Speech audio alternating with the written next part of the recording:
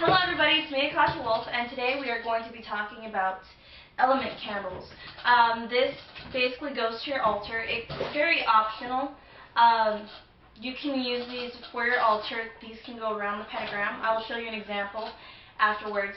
But if you don't feel like using it for your altar, you can use it to outline the north, south, east, and west of your circle that you cast.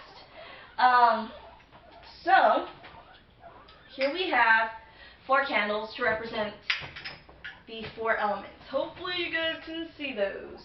Alright, and this is really awesome. I really like these because they all came in a pack together for like $5, $6. That's actually not a bad price, especially when they got these nice little glass jars. And then you got this to like close it up and whatever so you can put it away. This is actually kind of jelly-ish. You know, it's like a jelly typeness. And it smells really awesome. And, but yeah, it's really good, especially when it's like drying and you don't want the wax or whatever it is to fall out and just drip out and whatever.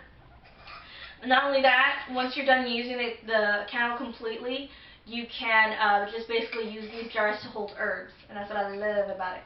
So anyways, I'm going to have to stock up on these.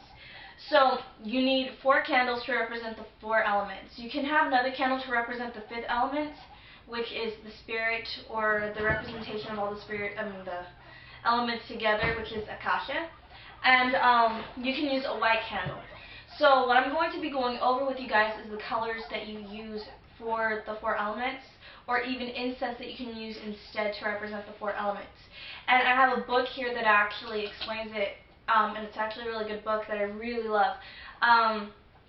It's by Patrick Dunn. It's really good. It's called Postmodern Magic. It has a lot of really good, helpful information in it, and I'll show you and stuff like that.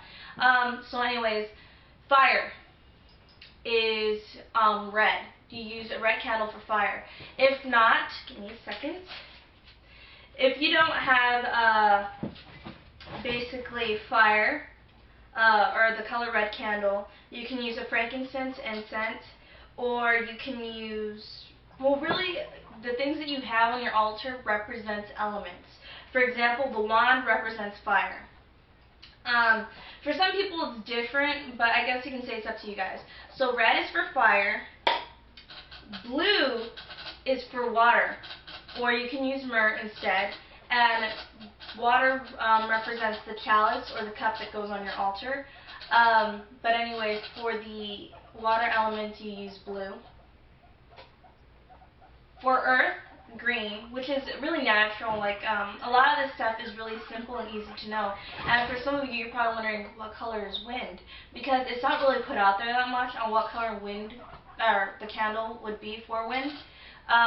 But these candles here, it's like a whole element type case, and they're all scented, and all the scents complement each other. So anyways, earth is green, or you can use dragon's blood. And for here it has disc, which is basically the pentacle or the pentagram that you have on your altar, which also represents earth.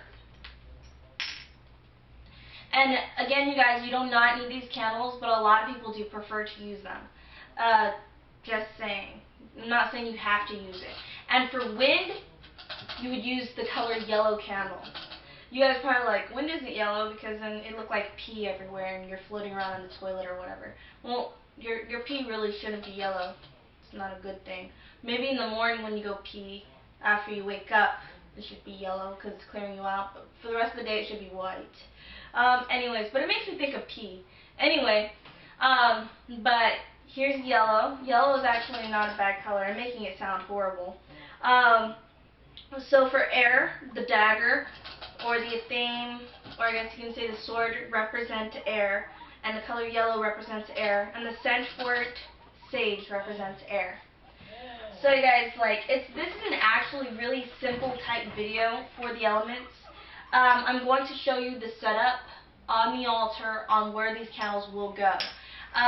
But other than that, if you don't want to use them on your altar and you want them to basically be the representation for your circle when you cast it, for example, like calling the 4 corners, you know, earth, air, fire, water, or even the 4 elements of fairies, you know, the sylphs, the undines, the gnomes, and the salamanders. It's basically to invoke the elements and to bring them in and to create that balance. You yourself can represent the spirit or Akasha instead of using a candle to represent it. But some do like to have all 5 candles up there, and some just use 4. And if you want to use one for the spirit, use white or even black. Black candles don't necessarily mean black magic, you guys. So anyway, let's get over to the altar. So everybody, as you can see, we have the 4 element candles: air, water, earth, fire.